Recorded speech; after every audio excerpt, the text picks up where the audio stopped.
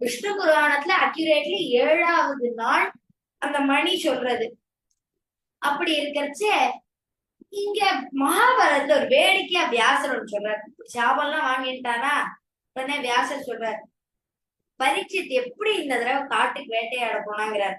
ததோ பரஸ்மின் சத பிரப்தே கலே காலி காஸ்மின் ச தேவதூ பரீட்சிதி விக்யதோ ராஜ கௌரவாவன் ஷரப்தூத் யத பாண்டூர் மகாபாஹுர்தனுர்தரவரோ விபாவூர் மிருகசைஷில புலஸ்ப பிரதிபிதாமக. பரீட்சை எப்படி காட்டுக்கு போனாங்கிற, அவன் போனா அவனுக்கு அருமையான வேட்டைக்காரன், அவனுக்கு வேட்டையாடுறதுன்னா ரொம்ப பிடிக்கும். யாரு மாதிரி பிடிக்கும்? அவன் தாத்தா கொள்ளு தாத்தா பாண்டு மாதிரிங்கிற.